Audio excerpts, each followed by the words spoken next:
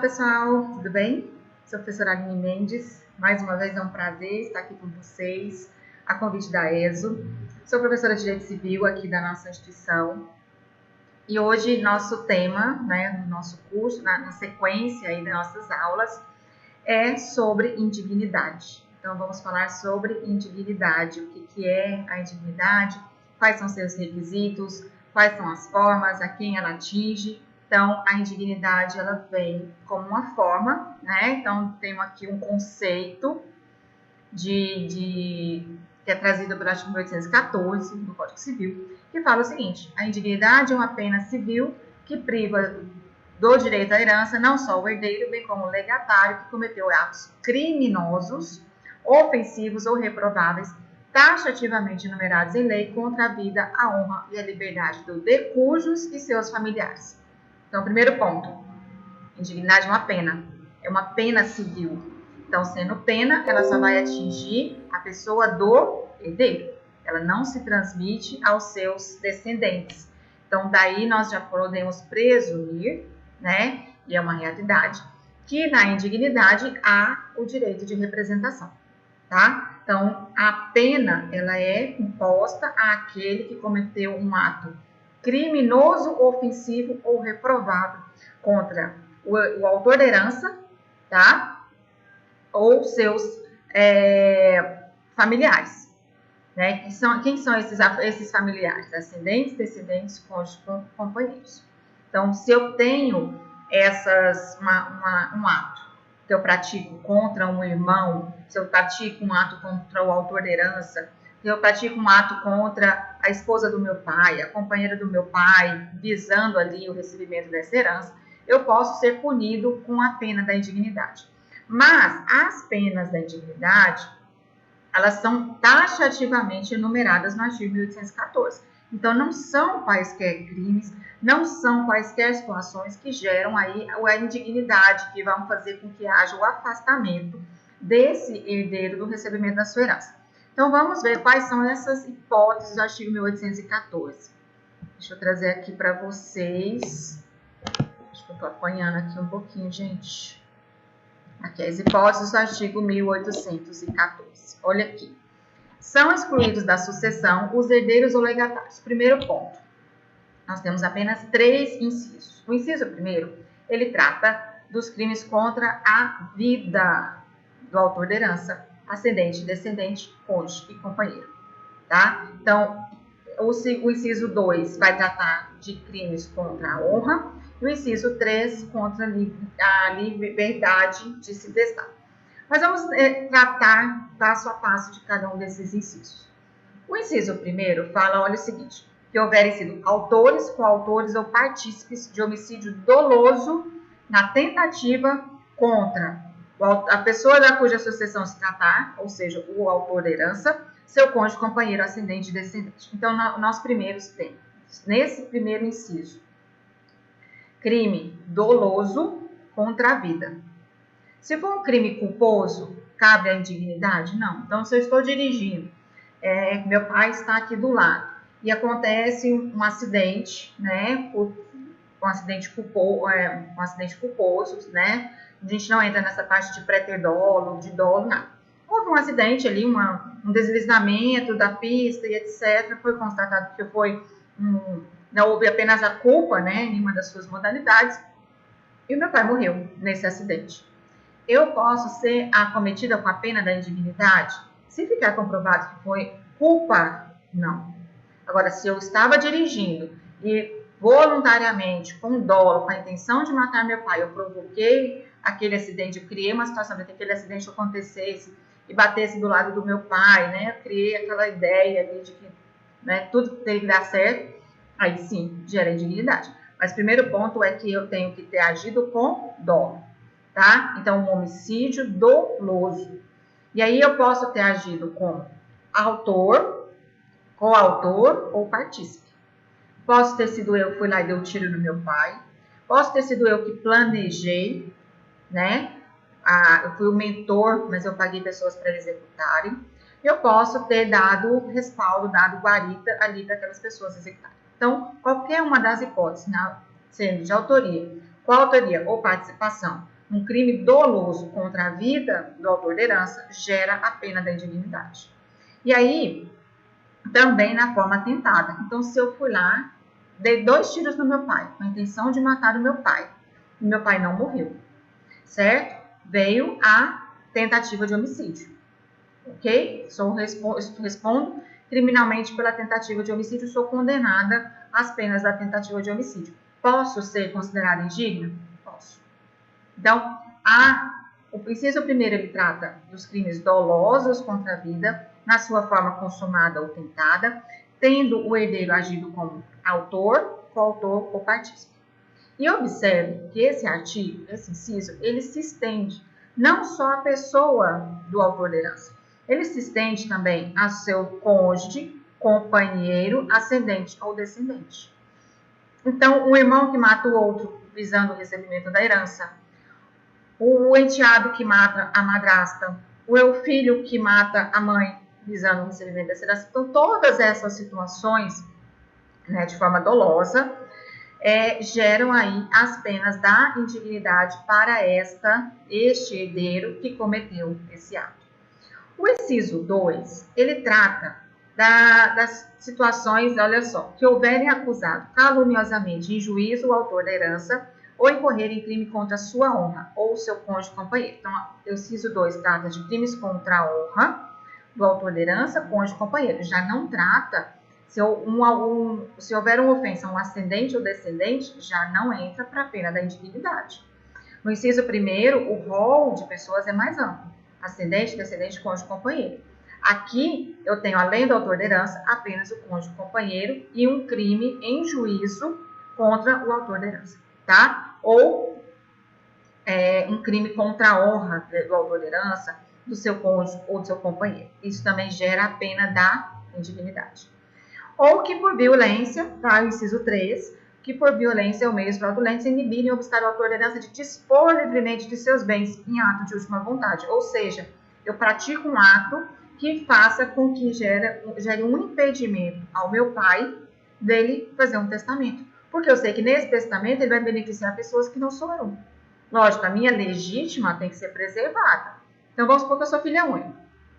E aí, eu tenho, então, meu pai é milionário, eu vou receber a herança e 100% da herança virá para mim. Não, eu sei que meu pai vai fazer um testamento em que ele vai beneficiar ali as pessoas que trabalham com ele, os empregados, né, as pessoas que são úteis, que o auxiliam nos seus momentos de dificuldade, etc. Eu não quero que meu pai faça isso. Por quê? Porque eu quero que a herança venha toda para mim. E ali eu crio obstáculos para que meu pai impeça, né, obstáculos que impeçam meu pai de fazer esse testamento. Também gera a pena da indignidade. Então, nós temos, nesse artigo 1814, essas 3 formas de exclusão dos herdeiros, e aí são herdeiros legítimos, testamentários e até mesmo os legatários, do recebimento das suas heranças, tá? Esse rol, pessoal, ele é taxativo. O que é um rol taxativo? Ele não admite interpretação extensiva. Eu não posso tratar disso aí de uma forma extensiva, eu não posso criar uma outra situação. Ah, mas ele fez isso contra o pai, né? Abandono gera indignidade? Não, abandono gera deserdação. Mas eu posso incluir o abandono nas hipóteses de indignidade? Não posso, tá? A indignidade, ela é taxativa. Somente nessas hipóteses e nessas cláusulas muito bem específicas é possível que o herdeiro seja afastado do recebimento da sua herança. E aí, só que lógico, né, não é automático. Eu não posso simplesmente praticar ali o ato contra o herdeiro, né? Então, o herdeiro foi lá, praticou o ato, e aí eu simplesmente, então tá, a partir de agora você é indigno, você não recebe essa herança. Não, não é assim que funciona, certo? O que acontece? Eu preciso de uma ação própria, que é chamada ação declaratória de indignidade, que vai ser movida após o falecimento do autor da herança, pelos demais herdeiros, tá? Ou pelo Ministério Público, no caso do inciso 1º. O caso do inciso 1º, como trata-se de ação dolosa contra a vida, o Ministério Público tem legitimidade também, certo? Então, se um filho pratica um ato doloso contra a vida do pai, os outros herdeiros são obrigados a proporem ação de indignidade? Não, mas o Ministério Público e o Ministério Público vai propor. Então, no inciso 1º, o Ministério Público tem legitimidade para propor a ação de indignidade, ainda que os demais herdeiros não queiram, ok? E aí, mas nos incisos 2 e no inciso 3, somente os demais herdeiros têm a legitimidade para proporem esta ação de indignidade. Ou interessados, quem seriam esses interessados? Credores, né? Então, pessoas que estão relacionadas ali àquela sucessão. Então, essas pessoas têm a legitimidade de propor a ação, mas, excepcionalmente, no caso do inciso 1º, o Ministério Público também tem essa legitimidade. Tá? Uma vez que nós estamos tratando de crime doloso contra a vida, ação penal pública incondicionada. Então, apesar de ser uma pena civil, né, a indignidade é uma pena civil, o Ministério Público detém a legitimidade de propor a ação de indignidade. E aí, essa ação ela é uma ação autônoma. Então, o que é uma ação autônoma? É uma ação que vai seguir no juízo civil, paralelo aos autos do inventário, tá? Então, eu não trato disso dentro da ação de inventário. Esta ação de indignidade, ela vai ser proposta no prazo de 4 anos, tá? Ele tem um prazo prescricional de 4 anos para que haja o início ali daquela ação, a interposição daquela ação, contados da abertura da sucessão. Quando que é o momento da abertura da sucessão? No momento da morte. Então, se morre hoje, certo? Decorrente dessa tentativa, de uma tentativa de homicídio, né, que acabou sendo consumada, enfim, por um herdeiro ou por um outro fato. Então, vamos supor, eu pratiquei um ato contra o meu pai há 1 ano atrás. Eu tentei matar meu pai não morreu, tentativa de homicídio, certo? Se meu pai não morreu naquele momento, eu estou excluído da pena, da possibilidade da pena de indignidade? Não, porque o prazo começa a contar quando meu pai morrer, seja desse fato ou de qualquer outro fato. Então, meu pai sobreviveu àquele meu atentado e morreu 5 anos após de infarto. Quando meu pai falece, abre o prazo de 4 anos para a propositura da ação de indignidade, certo? Vai ser proposta pelos demais herdeiros ou interessados. E aí, pessoal, nós temos uma questão. O autor da herança pode propor ação de indignidade? Não, jamais, porque ele vai contar, o prazo vai começar a contar da morte dele. Então, como é que ele vai propor? Não há essa possibilidade. Então, tomem cuidado com isso, tomem cuidado com essa, quando vocês forem orientar, né, eventualmente, a alguns clientes que os procurem para essas questões de indignidade, que estando o autor da herança vivo, não se pode propor ação de indignidade, somente após o seu óbito. Tá? O que pode ser feito é um testamento, afastando esse herdeiro por deserdação, que é o tema da nossa próxima aula, mas não pode ser feito por indignidade. E aí, então, essa ação de indignidade, ela não corre dentro dos autos do inventário. Eu proponho uma ação autônoma que vai correr no juízo cível, tá? Na vara comum. E esse juízo cível vai tratar, né, o passo a passo dessa ação. É uma ação ordinária. Então, tem que ter a inicial, é aberto a parte, o herdeiro ele é citado para vir contestar a ação. Então, ele vai se manifestar, vai produzir provas e lá na frente vai sair uma sentença condenando ou não este herdeiro às penas da indignidade. Olha só. Quais os pontos que a gente tem que destacar aqui? Se ele foi absolvido lá na esfera criminal, eu posso ser condenado na esfera civil pela indignidade? Não. Então, se eu fui lá na esfera criminal, fui absolvido porque eu agi em legítima defesa. Olha, eu matei meu pai, mas foi em legítima defesa. Então, eu fui absolvido lá na esfera criminal. Se eu fui absolvido, eu posso ser condenado na esfera civil? Não. Posso ser apenado com a indignidade? Não. Se eu atirei no meu pai, né? Eu atirei no meu tio, na verdade, e meu pai entrou no meio e a bala pegou no meu pai morreu. Erro contra a pessoa. Gera a pena da indignidade? Não, porque eu não queria praticar o ato contra o meu pai. Eu queria praticar o ato contra o meu tio. Então, mas o meu pai entrou na frente e ali ele veio a óbito em decorrência daqueles ferimentos. Mas a intenção era matar o meu pai? Não. Então, o erro contra a pessoa afasta a pena da indignidade, porque a intenção não era matar o meu pai. Outra questão, prescrição.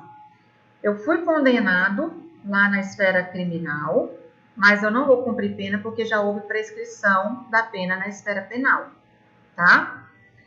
A pena no civil, ela não depende dessa questão prescricional. Então, se eu fui condenado, mas não vou cumprir preso, não vou ser presa porque está prescrito, não afasta a minha pena da indignidade. A minha absolvição na esfera criminal me afasta a pena da indignidade, porque se eu fui absolvida lá, a justiça entendeu que eu não cometi nenhum crime, ou se eu cometi, foi dentro daquelas excludentes de ilicitude e culpabilidade, e que não gera a pena da indignidade. Então, a absolvição na esfera criminal exclui a indignidade.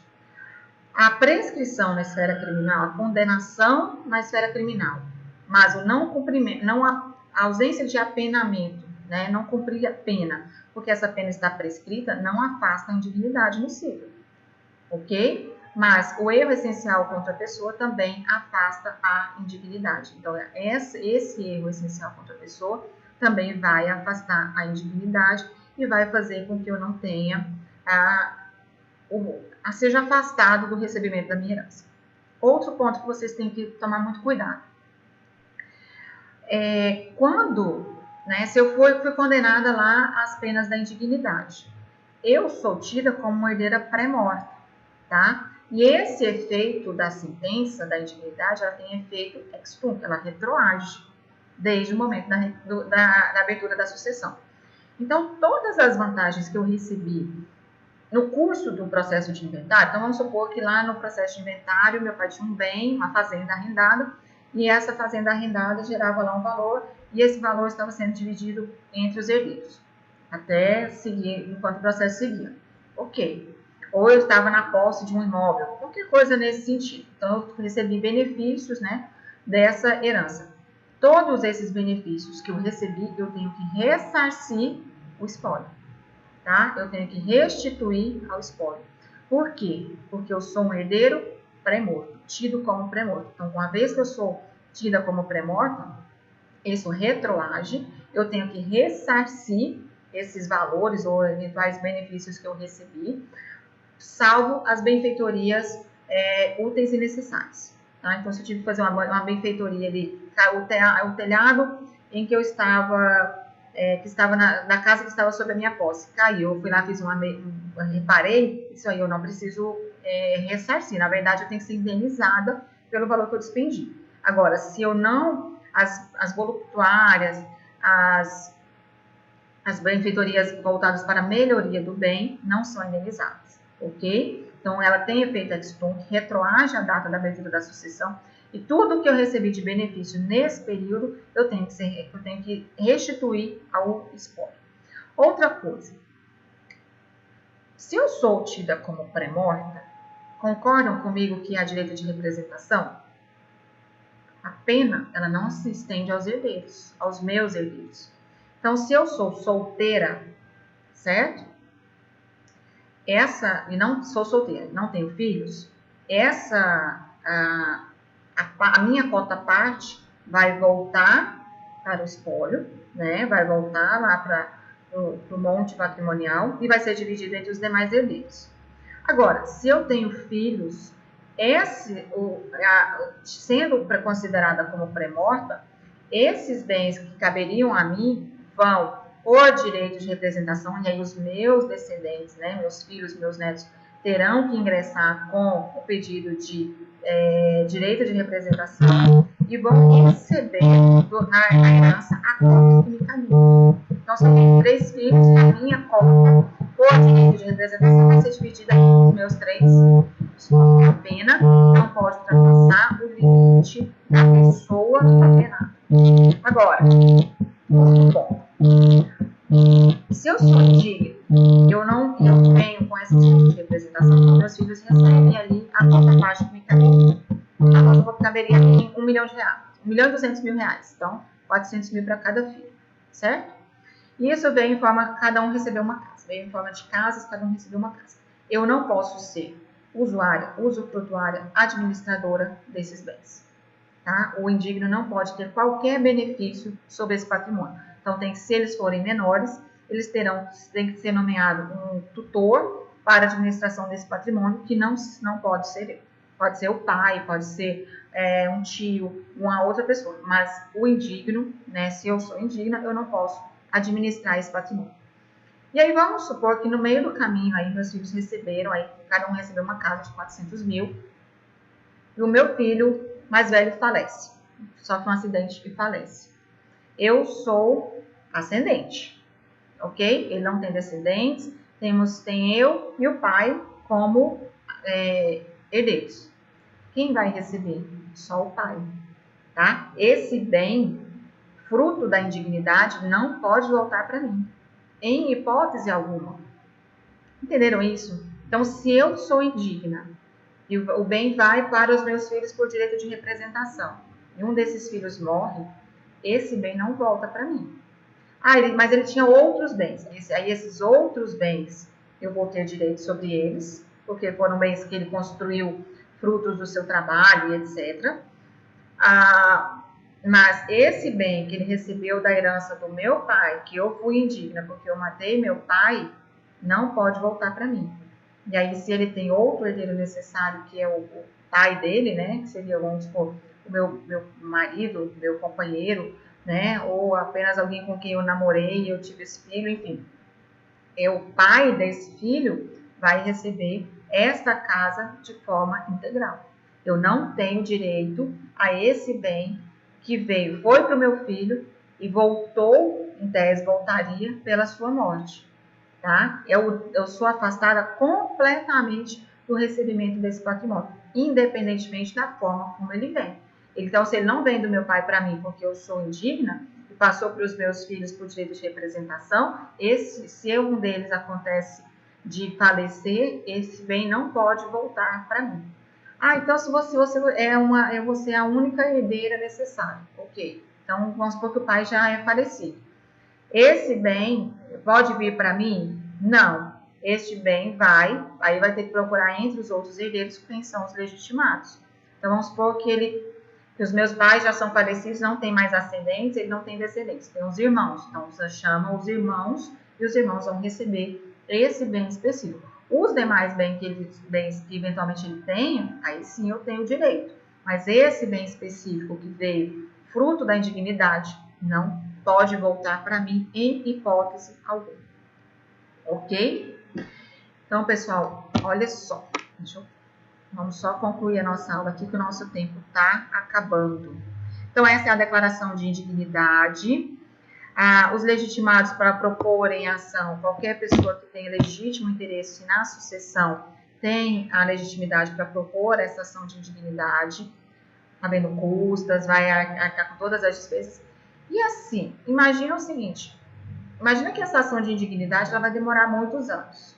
E o processo de inventário foi consensual e finalizou. Os demais herdeiros têm que ficar aguardando a decisão nessa ação de indignidade? Não. O que acontece?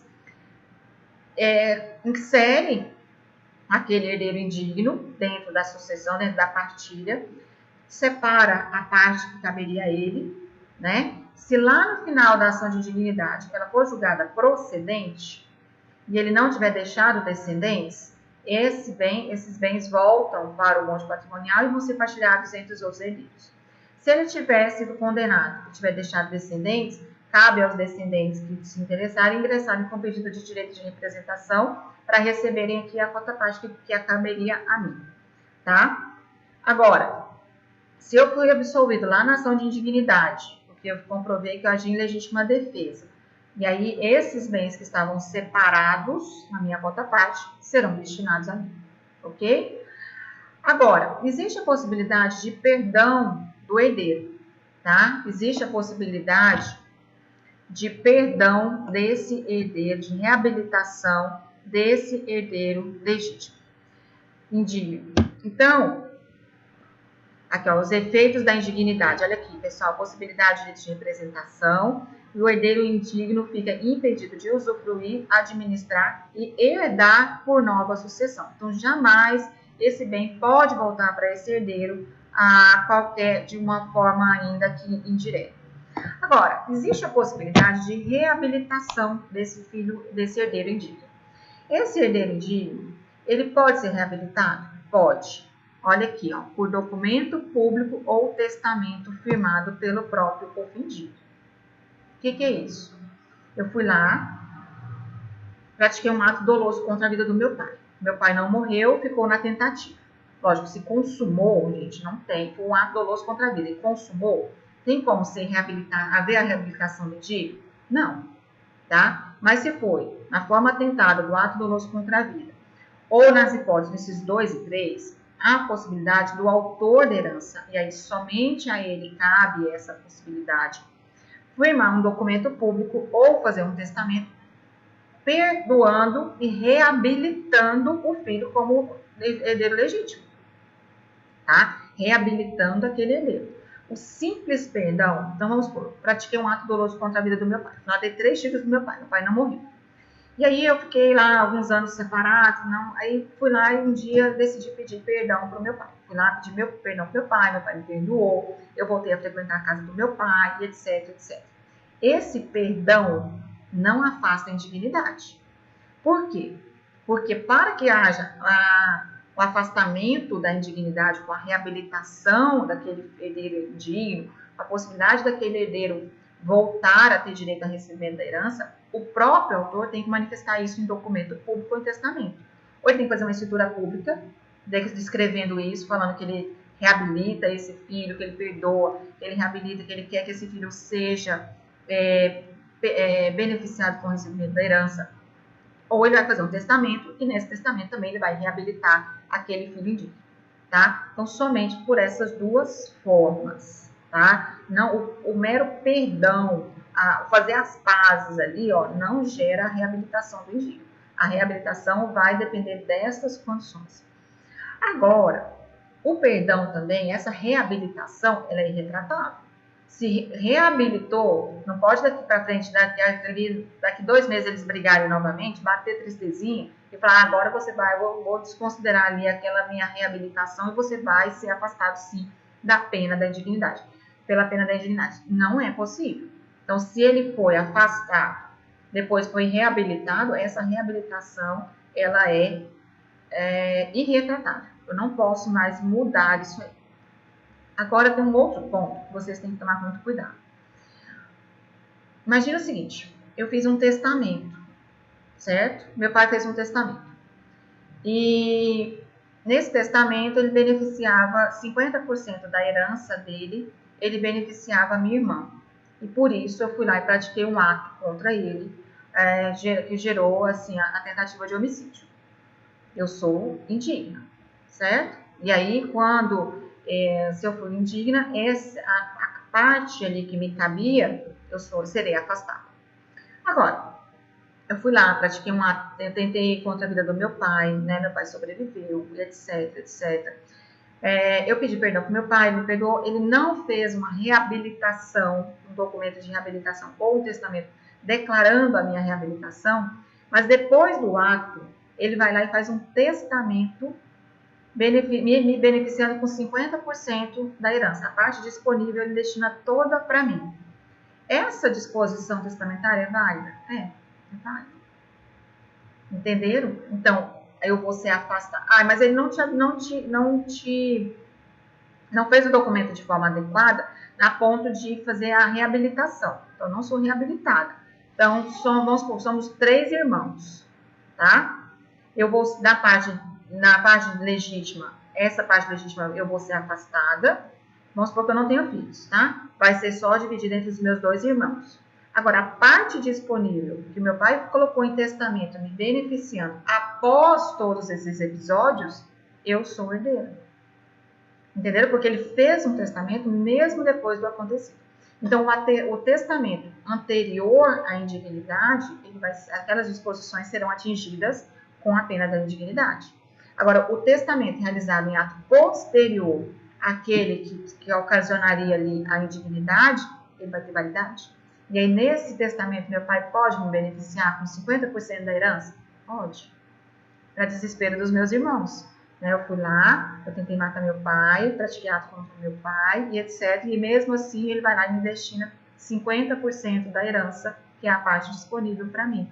E a parte legítima, né, que seriam divididas por 3, vão ser divididas por 2. Então eu vou receber 50 e meus 2 irmãos recebendo 25%. É surreal a gente pensar isso, mas acontece, tá? E esse ato de manifestação de última vontade do autor de herança tem que ser respeitado. Por quê? Porque ele foi praticado depois do ato que gerou a indignidade. Então, eu sou afastado da legítima, mas não da testamentária. Porque a testamentária, ele me beneficiou mesmo eu tendo tentado contra a vida dele. Tá bom?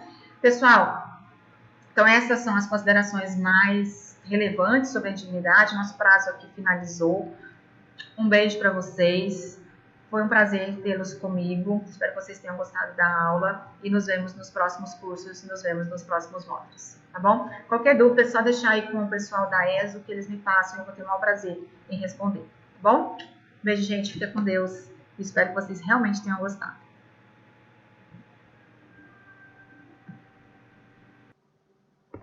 Olá, pessoal, tudo bem? Sou a professora Aline Mendes. Sou professora de Direito Civil aqui da ESO e é com muito prazer que eu os recebo para esse módulo desse curso sobre herdeiros, né? Sobre sucessão, sobre exclusão de herdeiros. E vamos lá. Hoje nós vamos falar sobre deserdação, né? Algo que a gente vê muito comum nas novelas, naquelas novelas mexicanas, principalmente, né? As pessoas falando assim, porque eu vou te deserdar, eu vou te afastar do recebimento da minha herança, porque você não vai ter direito a nada. Isso é possível? É, em alguns casos. Não daquelas formas ali tão, né, cheia de emoção como aparecem nas novelas, mas a deserdação é uma forma, sim, prevista no nosso ordenamento jurídico de exclusão do herdeiro do recebimento da sua legítima, tá? Então, a deserdação, ao contrário da indignidade, ela vai atingir os herdeiros necessários. Por quê? Porque todo herdeiro necessário tem direito ao recebimento da sua legítima. A sua legítima não pode ser prejudicada por ato de última vontade do autor da herança. Então, se eu tenho herdeiros necessários, ascendente, descendente, cônjuge, companheiro, eu não posso fazer um testamento os afastando do recebimento dessa legítima, ou seja, de 50% desta herança. Então, mas o filho praticou um ato contra o pai, ele pode ser deserdado? Pode. O pai praticou um ato contra o filho, pode ser deserdado? Também pode. Mas nas hipóteses especificamente previstas no Código Civil, que é o que nós vamos trabalhar agora. Então, olha aqui o nosso material. Esse material está disponível para vocês, tá? Então, nós vamos falar sobre deserdação. Então, a deserdação, olha o que fala o artigo 1961. É o ato pelo qual o de cujos, né, ou o autor de herança, exclui da sucessão mediante testamento com a expressa declaração de causa, herdeiro necessário, privando o recebimento da sua legítima por ter praticado qualquer ato taxativamente enumerado pelo Código Civil. Então, desse conceito, a gente já traz uma série de requisitos. Primeiro ponto, somente herdeiros necessários podem ser deserdados. Então o irmão pode ser deserdado? Não, porque o irmão é herdeiro facultativo. Se eu não quero que o meu irmão receba qualquer bem, né? Se eu tenho herdeiros necessários, a herança só vai chegar para o meu irmão se eu fizer um testamento beneficiando. Mas vamos supor que eu só tenho irmãos. Eu não tenho nem pais, nem filhos, netos, não tenho outros herdeiros, não tenho nenhum herdeiro necessário. Eu tenho os irmãos que são herdeiros facultativos. Eu posso fazer um testamento beneficiando 2 irmãos e excluindo esse terceiro. E aí é muito mais simples, porque eu não preciso, nessa condição, justificar por que eu estou fazendo aquilo. Porque ele é herdeiro facultativo, e sendo herdeiro facultativo, ele pode ser afastado do recebimento da herança sem qualquer justificativa. Não preciso justificar como acontece na deserdação. Então, o primeiro ponto é que somente os herdeiros necessários, eles são privados da legítima, mediante testamento. Então, a deserdação, ela exige um testamento válido. Então, para que eu possa ter uma deserdação, o autor da herança tem que fazer um testamento. Nesse testamento, tem que inserir, né, a cláusula deserdando ali o seu herdeiro e justificando o motivo. tá? Então, eu deserdo o meu filho fulano de tal, porque ele teve relações sexuais com a minha esposa. Então, vamos supor que o pai é casado pela segunda vez e o filho passa a ter uma relação aí, né, incestuosa com a madrasta. Então, ilícita, né, com a madrasta. Então, essa relação ilícita com a madrasta gera a possibilidade dele ser afastado do recebimento da herança.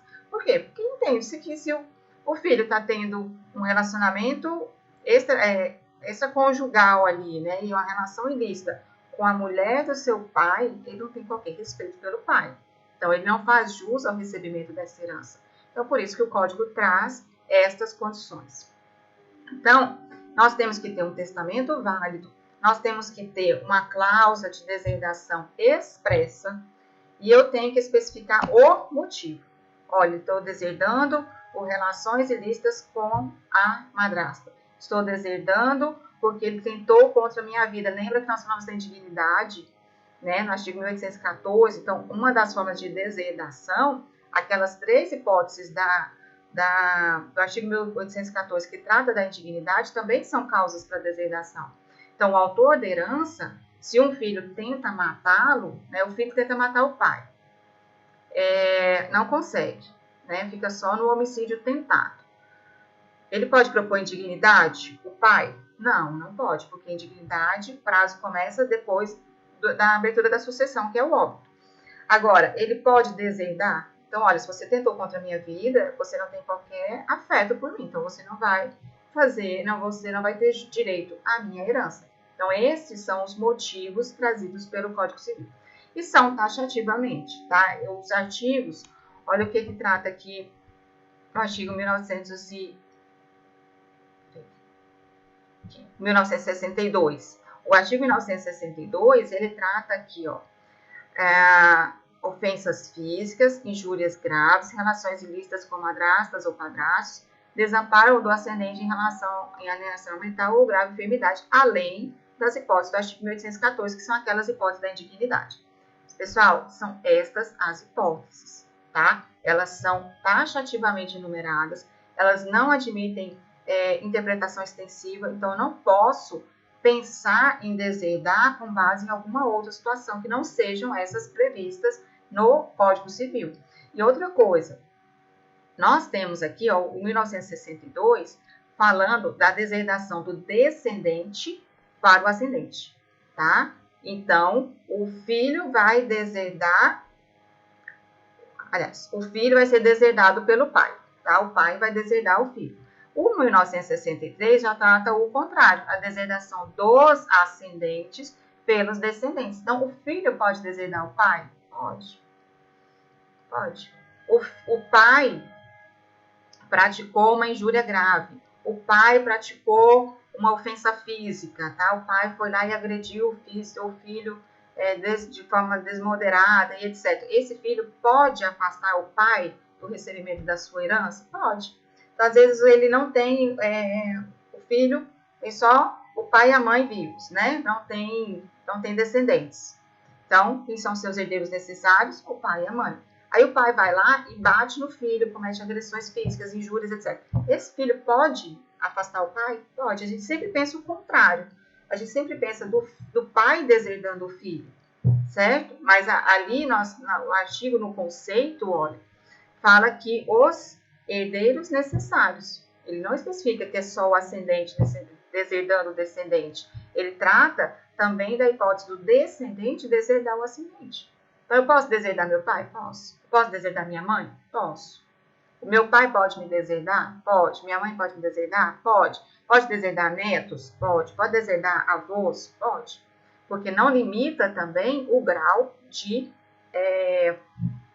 ascendência ou descendência para essa deserdação. Só fala que são os ascendentes em relação aos descendentes e os descendentes em relação aos ascendentes. Tá? Então, estas causas aqui, elas são taxativamente enumeradas. Então, o pai pode deserdar o filho porque o filho tentou contra a sua vida? Pode. O pai pode deserdar o filho porque o filho praticou ofensas graves, injúria, né, relações ilícitas com a madrasta ou padrasto, o desamparo, Pode. O filho também da mesma forma. Agora, nós temos que ter cuidado com duas situações. Primeiro ponto. Sendo o rol taxativo, eu não posso ter uma interpretação extensiva. O que é isso? Aline, o que é essa interpretação extensiva? É aquela situação de você falar assim, olha, eu vou te deserdar porque você vai se casar com uma pessoa que eu não gosto. Eu quero que você se case com o fulano de tal, tá? Que é seu noivo, que é para quem eu te prometi desde criança, eu te prometi lá para o compadre, e eu e o compadre combinamos lá quando vocês nasceram, vocês iam se casar, e agora você quer se casar com uma outra pessoa. Então, se você fizer isso, você vai ser deserdado. Cabe isso? De jeito nenhum, tá? Não cabe. A não ser que o filho venha, né, e pratique aí, em razão dessa recusa da aceitação do novo par, do novo parceiro, uma ofensa física, mas aí já muda o motivo. Muda o motivo para a ofensa física, e não porque houve ali uma questão de relacionamento, porque eu não gosto da sua namorada, eu não gosto do seu namorado, eu não aceito a sua opção sexual, eu não aceito a sua opção religiosa, então eu tenho a minha convicção religiosa e eu quero que você siga a minha convicção religiosa. Ah, mas eu quero ir para um outro lado, eu não quero ter religião, eu não creio, eu sou ateu, então por isso você vai ser deserdado? Não cabe. Tá? Então, essas hipóteses, vocês têm que tomar muito cuidado, principalmente quando vocês estiverem orientando aí os seus clientes. Por quê? Porque as pessoas, às vezes, veem nas novelas, veem na televisão, né? Eu costumo falar com meus alunos que as novelas são uma forma de desconstituir tudo aquilo que a gente aprende na universidade, né? Não sei se vocês já observaram como são as audiências, os julgamentos nas novelas, né? Uma audiência ali de conciliação é quase que um tribunal do júri. A audiência de vara de família, né? Processo sigiloso, aí entra a vizinha, aí entra o tio, entra o pai, entra todo mundo ali para dar palpite naquela questão ali que está sendo resolvida. Isso é absurdo. Só que, né, eles têm ali a licença poética da dramaturgia e etc, até para poder prender a atenção do telespectador, e por isso eles geram aí essas confusões. Então, mas tomem cuidado, tomem muito cuidado com isso, não confundam essa questão da deserdação em qualquer hipótese. Então, não é qualquer hipótese que vai gerar deserdação. Eu preciso ter uma relação taxativa, eu preciso ter provas disso aqui, porque quando eu faço o meu ato de deserdação, o que acontece? Eu vou ali, né, vou fazer um testamento, vou colocar a minha cláusula. Deserdo o meu filho João, porque o João praticou um ato contra a minha vida. O João foi lá no artigo 1814, né, praticou uma tentativa de homicídio doloso contra mim. Eu não posso colocar o João como indigno, porque não cabe ao autor da herança a propositura da indignidade. Mas eu posso deserdar. Então, em razão desse fundamento, eu deserdo o meu filho João. Ok? E aí eu tenho que inserir essa informação no meu testamento. Quando o testamento for aberto, começa a contar o prazo de 4 anos para a propositura da ação de deserdação. Então, não é automático, né? Houve ali uma manifestação do autor da herança, no sentido de que ele tem o interesse de deserdar aquele filho, que automaticamente ele vai ser deserdado. Por quê? Porque a Constituição nos assegura contraditória e ampla defesa. A esse filho possivelmente deserdado tem que ser garantido o exercício do contraditório e da ampla defesa. Ele não pode simplesmente ser deserdado. Então, vai ter uma ação autônoma de deserdação, que ela não vai correr, assim como na indignidade, ela não vai correr nos autos do inventário. Ela vai dar uma ação autônoma, procedimento ordinário, onde ele vai ser o filho deserdado vai ser citado para vir aos autos manifestar sobre aquela disposição testamentária. Olha, não, eu não pratiquei atos, não houve aí a prática do ato de tentativa de homicídio, eu atirei contra meu pai, mas vim legítima defesa, tanto que eu fui absolvido lá na esfera criminal. Então, a ele também é oportunizado o contraditório e a ampla defesa. Então, a ele vai ser ele vai refutar ali, né, lutar contra aquela deserdação. Ele tem direito para isso? Ele tem vias judiciais para isso? Sim, porque essa deserdação ela vai vir por uma sentença numa ação autônoma. Então, esse filho vai ser chamado e fala assim, olha, seu pai colocou aqui, ó, te deserdou no testamento. Venha se defender. E aí ele vem nos autos, vai apresentar contestação, vai apresentar provas, né, vai ter a instrução, serão arroladas testemunhas, se houverem, vai ter uma série de questões que serão da mesma forma de um procedimento como ordinário, né, ele é uma ação que segue o rito ordinário, ele vai ser oportunizado o direito de defesa. Tá? Então, tomem cuidado com isso, porque não é só assim, está ali no testamento, então se está ali no testamento, está tudo certo. Então, né, João, acabou. Você está afastado do recebimento da legítima. Então, isso cabe? Não, não cabe. Não é possível. Tá? Então, a ele é oportunizado o direito de defesa, a ele é oportunizado o direito, né, de produção de provas, de refutar ali aquelas argumentações, de falar, olha, não, eu nunca tive relação com a minha madrasta, eu nunca tive relação com ela, eu tive relação com ela antes dela se casar com meu pai, né, mas depois que ela se casou com meu pai, não tive mais. Então, essa relação antes do casamento era uma relação ilícita? Em regra, não. Se ambos eram solteiros, ou porque ela nem conhecia o pai, né? Então, se eles não tinham essa madrasta, ainda não era madrasta, é uma relação ilícita? Em regra, não. Depois que ela se tornou madrasta, tornou-se esposa do pai, eu me afastei, eu fui viver minha vida, eu não tive mais nenhuma relação com ela. Então, esse caso, essa relação anterior ao casamento, às vezes até mesmo ao pai ter conhecido essa moça e etc., gera a deserdação? Não. Então, é isso que ele vai vir aos autos e vai demonstrar. É isso que ele vai vir aos autos e vai refutar, certo? E aí vai seguir o processo e lá na frente vai ter uma sentença. Tá? Então, vai ter uma sentença. Se os pedidos foram julgados procedentes, ele será considerado deserdado e ele vai ser afastado do recebimento da legítima. Se os pedidos forem julgados improcedentes, olha, então, essa disposição aqui, testamentária, ela não tem validade, porque ele comprovou que não há provas nos autos, né, que comprovem aí essas relações ilícitas. Ele comprovou que ele atirou contra o pai, mas em legítima defesa, tanto que ele foi absolvido na esfera criminal.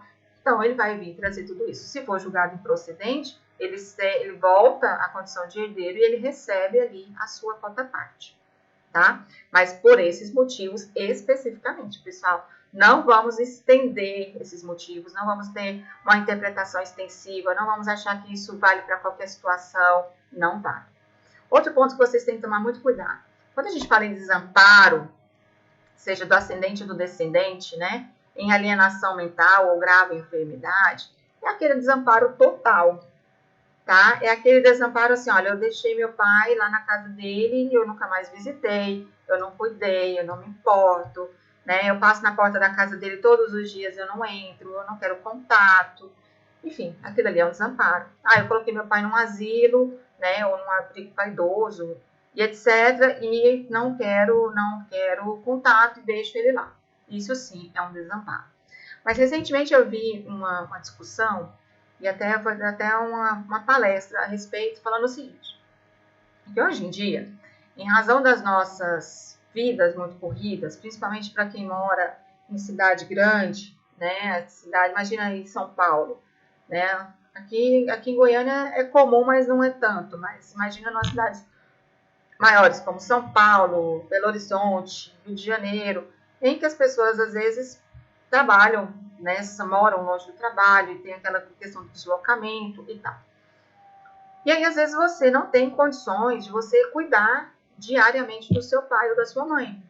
E aí você coloca ali seu pai e sua mãe num abrigo. Eu morava aqui num bairro, aqui em Goiânia, que perto da minha casa, acho que tinha uns 8 abrigos para idosos. E aí, um dia eu entrei lá para ver, né, curiosa. Aí eu entrei lá para ver como é que funcionava. Eles funcionavam da seguinte forma: tinham pessoas que deixavam os pais durante o dia. Então, assim, a pessoa saía para trabalhar e o pai morava com ela. E aí ele não tinha, às vezes até com receio, né? Com deixar com cuidador, porque às vezes o cuidador não vai ter aquele carinho, aquele cuidado. Aí preferia colocar lá nesse abrigo, porque lá ele tinha contato com outras pessoas, lá eles tinham uma recreação, assim, não ficava tão sozinho e tinha pessoas mais capacitadas para cuidar daqueles idosos. E aí eles deixavam de manhã e à noite, quando eles voltavam do trabalho, eles passavam lá, buscavam e levavam para casa. É igual fazer filho com creche. Você deixa o filho na creche cedo, quando vai para trabalhar. Quando você volta, você passa na creche e pega seu filho. Era mais ou menos isso. E tinham aqueles, teve um caso que ela me narrou, falou assim, olha, o filho é representante comercial, alguma coisa nesse sentido, assim. Então, ele trabalha viajando. E a mãe faleceu e são só ele e o pai. Então, como ele viaja por interior, vendendo lá, fazendo vendendo os seus produtos lá, etc., ele não tem condições de cuidar desse pai durante a semana. Aí ele deixa o pai aqui, vamos supor, na segunda de manhã, e na sexta à tarde ele vem e busca o pai passa o final de semana com ele, e na segunda-feira ele volta, e essa é a rotina deles. Isso pode ser considerado desamparo? E aí talvez a gente vai ter que pensar. Talvez, eu entendo que não.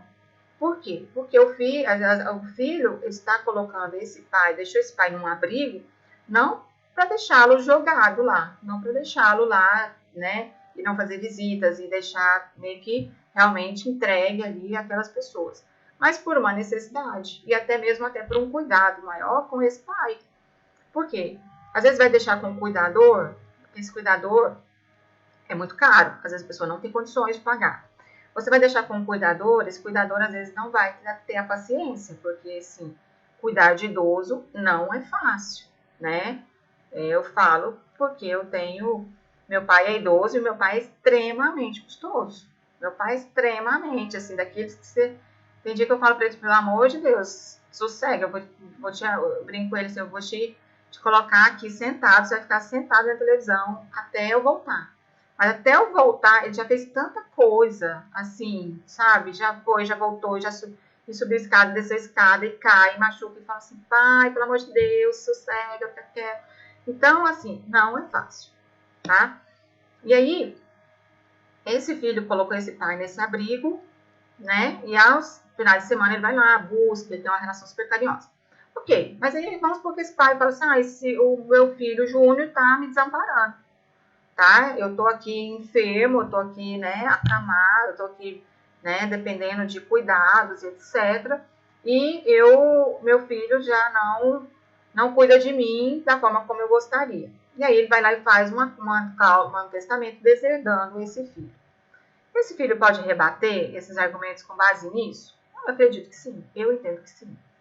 Tá? Pode falar assim, olha, não houve abandono, tanto é que eu cuidava, eu deixava lá, ele estava bem acompanhado, bem acolhido, eu deixava na segunda-feira, que era quando eu ia para o interior trabalhar, e pegava na sexta-feira, quando eu voltava, eu não tinha outras pessoas para cuidar, né, eu não tinha outras pessoas para auxiliar, então existe uma série de fatores hoje, a gente tem que ter um certo cuidado quando a gente vai pensar em desamparo, em abandono, porque também o cuidador, né, o filho, né, que é esse cuidador, ele também tem a vida dele, ele também tem as coisas dele, ele também às vezes precisa trabalhar para ter o dinheiro para cuidar desse pai. Então, às vezes, a gente lida para assim, colocou num abrigo, desamparou o pai, deixou o pai num abrigo, e não sei o quê, e não sei o quê. Mas, às vezes, a gente tem que ver o outro lado da história e essas questões, quando vocês estiverem atuando numa situação como essa, isso tem que ser muito bem observado, tem que ser feito com muito cuidado, tá? Mas vamos supor que esse Júnior aí, o pai foi lá e deserdou. Cabe a ele uma resposta? Falar, não, mas eu não abandonei, eu fiz aquilo ali que eu era possível dentro das minhas ferramentas, né? Eu fiz o que era viável dentro das minhas possibilidades. E aí pode ser, aí comprovando, né? Ele pode chamar essas pessoas do abrigo como testemunha, ele pode chamar essas outras né, todas as pessoas que os conheciam, que conviviam com eles, para demonstrar que não houve abandono, certo? Que houve ali deixar ali no asilo, e asilo é um nome muito pesado, né? Assim, é um nome pejorativo, soa pejorativo, mas num abrigo, mas por uma necessidade, tá? Então, a gente tenha um cuidado com isso, tenha um cuidado, tenha a sensibilidade de perceberem isso. Por quê? Porque quando você faz esse testamento, né, caso vocês sejam procurados também para fazer um testamento, auxiliarem na elaboração de um testamento, com uma cláusula de desertação, tenham muito cuidado, porque isso aí, no momento em que for aberto esse testamento, for aberta essa ação autônoma de desertação, se esses fundamentos da desertação não ficarem muito bem comprovados, o que vai acontecer? Sucumbência. Tá? Então, vai gerar uma sucumbência, vai gerar aí, talvez, uma litigância de má-fé, uma série de questões que podem ser evitadas com um bom esclarecimento, certo? Lógico que, às vezes, quando uma pessoa está muito convicta naquilo que eles querem, é difícil vocês, principalmente que atuam diretamente com essas pessoas, como advogados, vocês tirarem isso de ideia, mas não a ideia, a proposta não é tirar da ideia, não é tirar a pessoa daquele propósito, é mostrar que aquilo ali pode não ser um abandono, a mostrar que aquilo ali vai ter que ser provado, tá? Então, se o meu filho provocou em mim ofensas físicas, eu tenho que ter um boletim de ocorrências, tá? Eu tenho que ter um laudo do IML, eu vou ter que ter testemunhas, eu vou ter que ter fotos, eu vou ter que comprovar que houve aí a prática daquele ato para que aquele filho possa ser deserdado. Porque a deserdação é um ato muito trágico, assim, um ato muito forte dentro da sucessão. Então, aquilo ali tem que ser muito bem comprovado, eu tenho que trazer provas, e inclusive, se vocês auxiliarem na elaboração desses testamentos, relacionem ao testamento ali como um anexo, ou junto, essas provas. Então, eu tenho fotos, eu tenho laudos, eu fui para o ML, eu fiquei machucado. Então, colaciona aquilo ali, porque lá na frente, quando esse testamento for aberto, vai auxiliar aquelas pessoas que estiverem ali atuando naquele momento. Então, vamos supor, o outro filho, o pai morre. Aí, abre-se o testamento. O prazo para a propositura da ação de desertação é de 4 anos, contados da abertura do testamento. Ao contrário da indignidade, que são 4 anos contados do óbito, como a desertação está dentro de um testamento, o prazo começa 4 anos a contar da abertura do testamento. Porque nem sempre as famílias abrem o inventário, abrem o testamento imediatamente ao óbito. Passa-se tempos e etc. E se você considerar um prazo de 4 anos do óbito, pode ser que quando for aberto esse testamento, aquela cláusula já não tenha mais validade, né? Já houve ali a prescrição. Então, o prazo para ação de desertação é de 4 anos, contados da abertura do testamento. Então, lá na frente, quando esse pai falecer, que houver a abertura desse testamento, pode ser que essas pessoas que estejam ali, esses filhos, etc., os demais filhos, não tenham as provas necessárias para a propositura daquela ação ou para trazerem ali a robustez necessária para o afastamento daquele herdeiro que praticou aquele ato. Então, vocês já deixem colacionados a esse testamento como um documento anexo e etc. Esses documentos comprobatórios dos atos por ele praticados que geraram a deserdação. Nosso tempo está acabando, mas eu preciso falar mais uma questão com vocês. Esse filho, sendo considerado deserdado, o que vai acontecer? Ele é tido como pré-morto, certo? Então, na pré-morte, sendo considerado pré-morto, o que vai acontecer? Direito de representação. É uma pena, e sendo pena, ela só pode atingir a pessoa do herdeiro ali, né? Não pode transcender aos seus descendentes. Então, se o herdeiro, o Júnior aqui, foi deserdado porque praticou uma ofensa física contra o pai, ok? Isso comprovado e tal, foi deserdado. Se o Júnior não tem descendentes, a cota parte que caberia ao Júnior volta para o monte e vai ser partilhada entre os outros herdeiros. Se o Júnior deixou descendentes, vamos supor que o Júnior tinha 3 filhos. A cota parte do Júnior caberá aos seus filhos entrar com pedido de direito de representação e receberem no lugar do Júnior, que é o deserdado, a cota parte que lhe caberia. Tá? Então, assim como na indignidade, na deserdação, o filho afastado, o herdeiro afastado, ele é considerado pré-morto. Sendo considerado pré-morto, cabe o direito de representação. Tá? Então, esses netos receberão ali a cota parte, a herança do avô, na cota parte que caberia ao pai deserdado. Agora, se fosse o inverso. Se for o pai que bateu no filho, tá? O pai bateu no filho, e o filho fez uma deserdação em relação ao pai. E aí eu tenho aqui, tenho o filho, tenho o pai e a mãe aqui, e aqui em cima eu tenho os avós. Os pais, né? Os avós paternos desse pai aqui que foi deserdado. Então, o João bateu no Júnior, praticou ofensas físicas contra o Júnior. O Júnior foi lá e deserdou o João. O Júnior tem o pai e tem a mãe vivos, ok? Tá. Acima do pai e da mãe vivos, tem os pais aqui, os avós paternos. Entenderam? Tá bom. E aí, então, o Júnior deserda o pai. Com a deserdação do pai, imagina que o Júnior não tem descendentes. Com a deserdação do pai, tem aqui o pai e tem a mãe. E os avós paternos. O que vai acontecer? Quem vai receber? A mãe recebe 100%. Ah, mas e os pais dele não recebem? Não há direito de representação na linha ascendente. Entenderam? Então, se eu tenho aqui, eu ainda tenho a mãe aqui no primeiro grau, a mãe recebe a integralidade.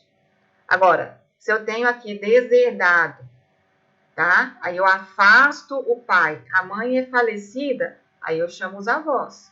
Agora, se eu tenho o pai deserdado e tenho a mãe viva, a mãe recebe 100%. Ainda que os pais, né, os avós paternos aqui sejam vivos. Não vou pegar 50%, então é a mãe, e o que caberia ao pai vai para os ascendentes dele, por direito de representação. Porque não existe direito de representação na linha ascendente, somente na linha descendente. Então, o neto entra na sucessão do avô, pedindo ali o que caberia ao pai. O avô não entra na sucessão do neto, tá? No lugar ali daquele filho deserdado, daquele pai ali que foi deserdado. Entenderam? Pessoal, nosso tempo acabou. Então, espero que vocês tenham gostado da aula, espero que vocês tenham entendido aí um pouquinho sobre designação. Foi um prazer estar com vocês, espero vê-los em outras oportunidades. Se tiverem alguma dúvida, mandem aí pelos canais da ESO, que eu terei o maior prazer em resolvê-las, tá bom? Beijo grande para vocês.